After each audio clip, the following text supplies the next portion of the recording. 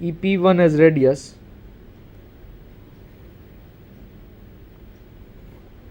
mark an arc.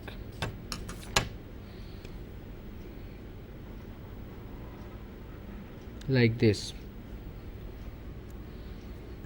The point we received is P2. Now taking D as center, dP2 as radius, make an arc. Continuous arc.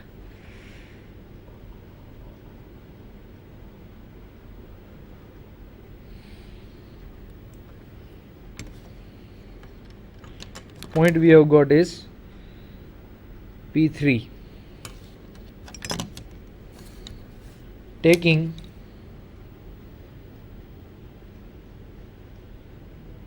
C as center,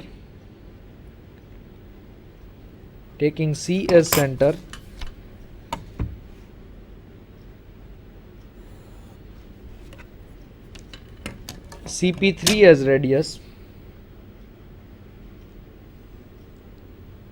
taking C as center and CP3 as radius, draw continuous arc. It will look like this.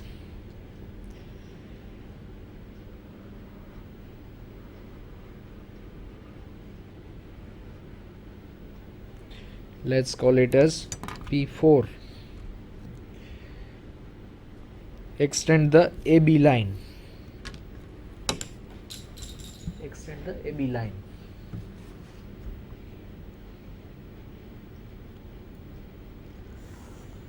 Take BP4 as radius.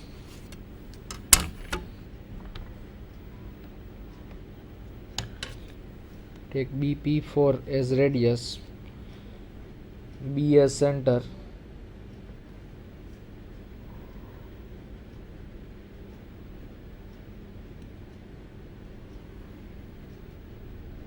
and make an arc.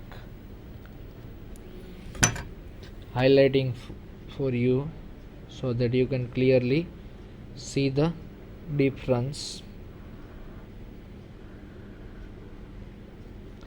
Name it as P5.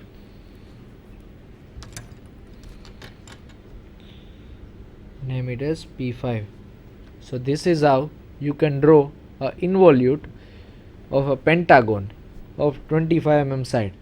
The involute may be either of a circle or square or hexagon, anything. Any polygon can convert it into the involute. Now let's have a look at the problem once again. We have drawn a pentagon first of all using the 3 circle method. Now each side needs to be extended. First of all I have extended point A, then point E, point D, point C and point B. I have extended lines from this each point.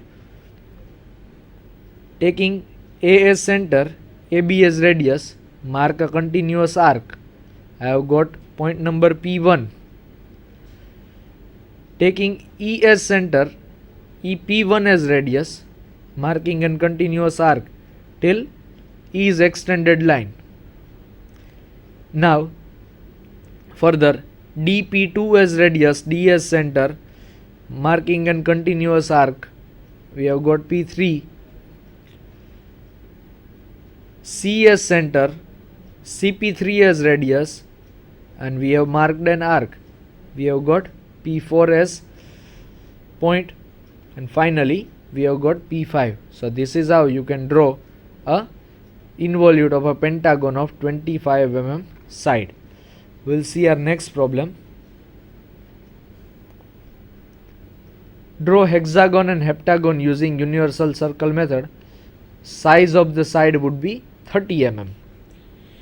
Now using the universal circle method you can draw n number of side polygon.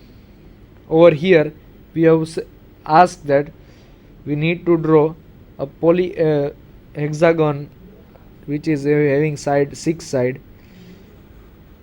Side length is 30 mm. So I have marked 30 mm line,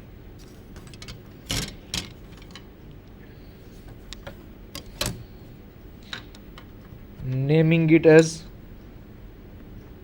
AB, taking its bisector AB as A as center, AB as radius, marking an arc on both sides, B as center, AB as radius, marking arc on both the side. We have got the center line distance.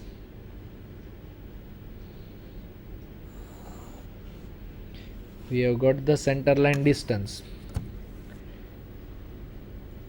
Now,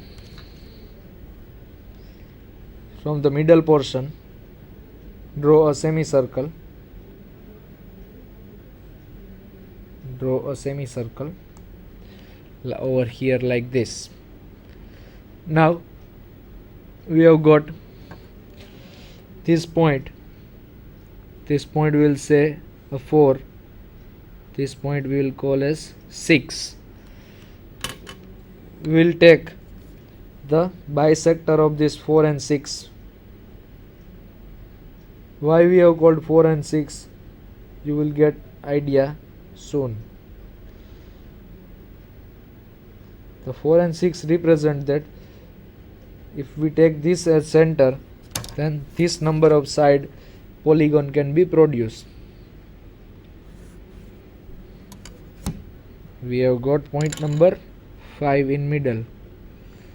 Now let's draw hexagon first of all. Taking point C as center, 6B as radius,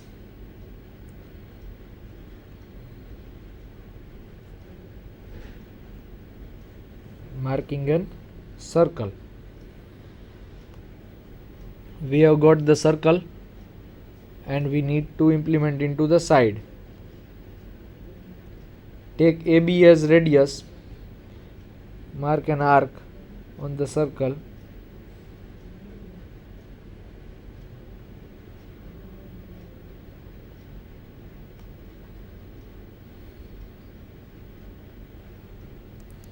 and the object we will get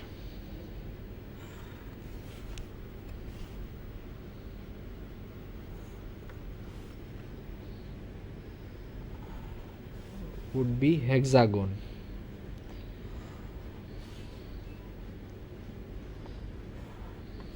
So this is how we can obtain a hexagon using universal circle method.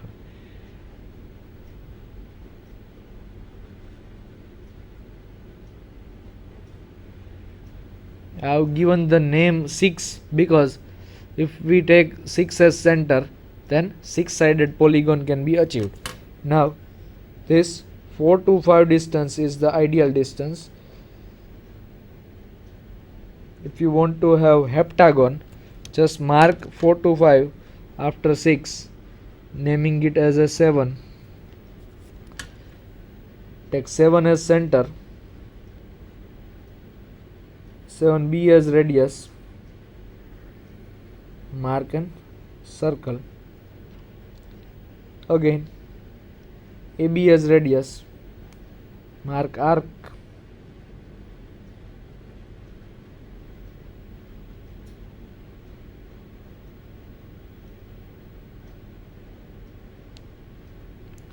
mark arcs, and you will get a heptagon.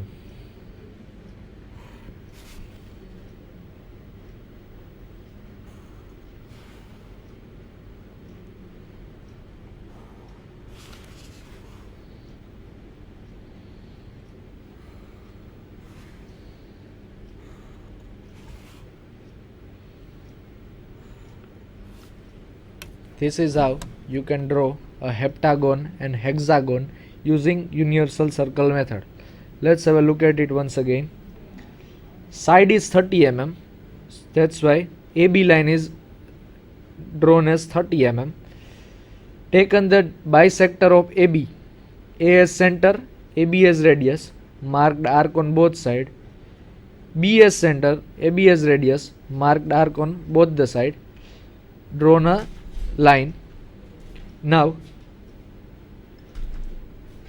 taking it, you will take the bisector of this 4 and 6. So we have received the point number 5. Taking 6 as center, 6b as radius, drawn a circle. To cut out the arc on the circle, we have got the AB, A as center, mark an arc one by one on the circle periphery, and you have got hexagon. 7 as center, 7b as radius, draw circle, mark arc again, and you will get your heptagon. So this is how you can draw using the universal circle method. That is the end of this part 3 of February 2010 paper solution of engineering drawing. The remaining portions we will see you soon. This is Arpan Pandit. Thank you very much.